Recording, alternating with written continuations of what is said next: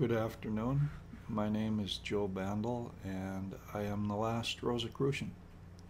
Today we're going to talk about the emergence of the patriarchy and the male-dominated religions. Now, in our search for true Gnosticism and true mysticism, it's important to mention that no Gnostic texts predate Christianity. I find that very interesting. What happens is the time period from about 1000 BC to the birth of Christ, or zero, is the time period that we're going to be talking about here, where several things were happening.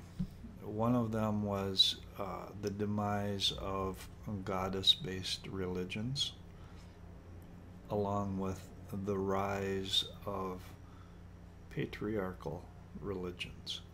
And this was tied in, as I mentioned before, it was tied in very strongly with the invention of reading and writing. That was because reading and writing involved an evolutionary leap in human thinking. To understand written words and written concepts, you needed imagination.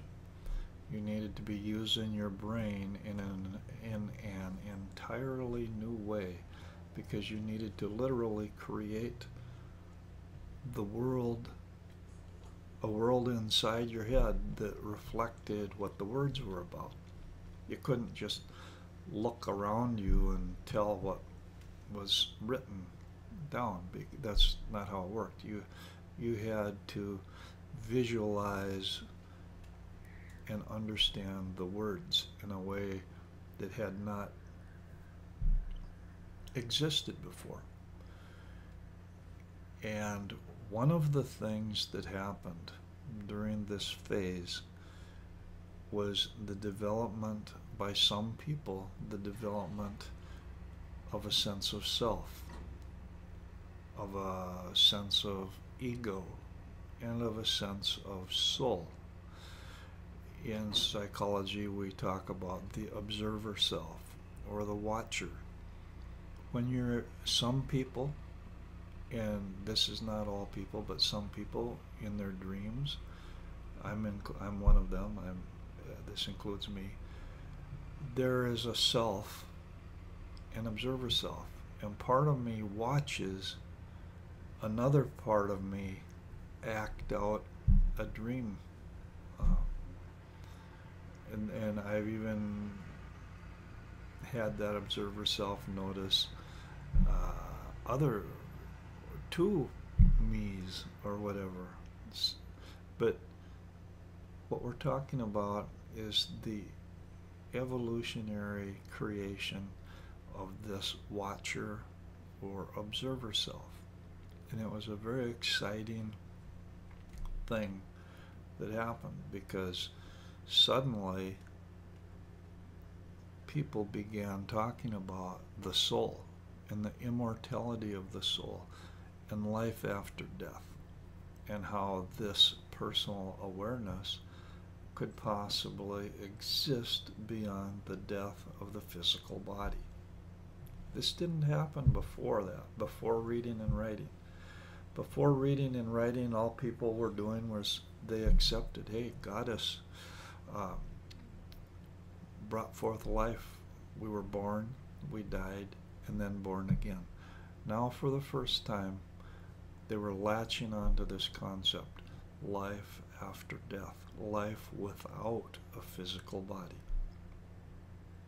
And I'm just going to run through a timeline here to kind of show you some things. These dates are going to be kind of generic, but you'll get the idea. From 1000 to 900 BC, classic paganism in Greece, pantheism. pantheism in India and Brahmanism, and as well as the first beginning of the concept of reincarnation or transmigration of the soul. Between 900 and 800 BC, Homer wrote the Iliad and the Odyssey. And what's interesting is that the differences between the Iliad and the Odyssey, and I don't remember which one is which, but in one of them, the gods talked to the people and the people heard through auditory hallucinations. In the other one, they didn't. That reflected the switch.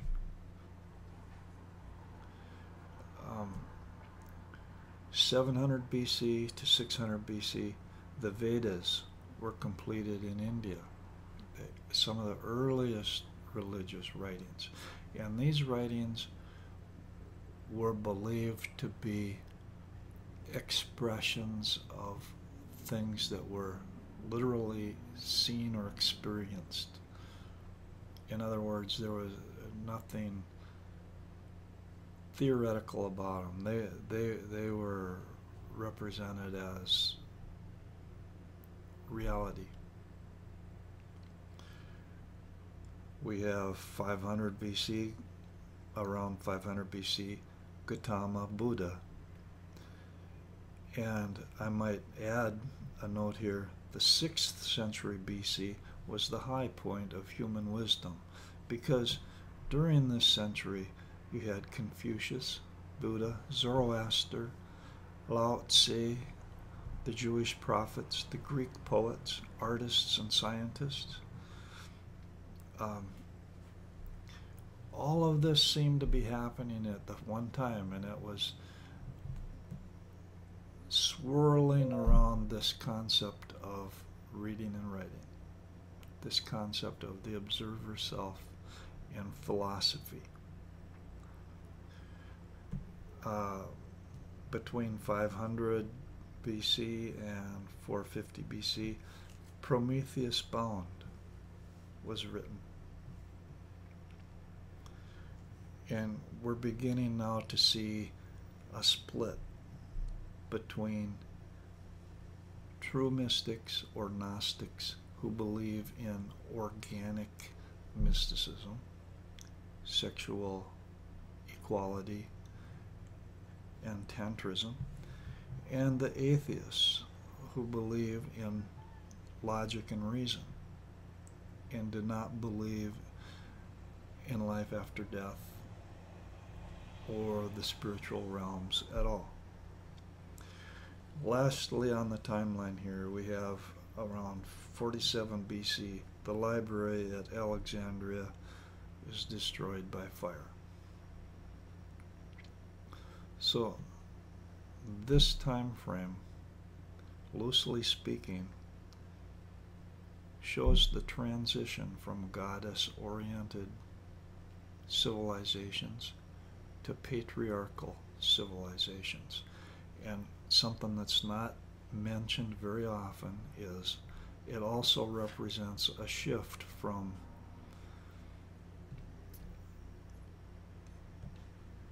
religions or spirituality that celebrate life to religions that celebrate death, religions that celebrate the soul disembodied from the physical, and a shift where for the first time the things of the physical world are looked at as sinful and unclean.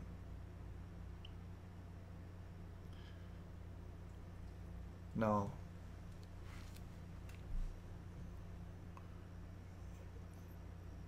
there were no Gnostic tests before Christianity. And the Gnosticism is what we're really interested in.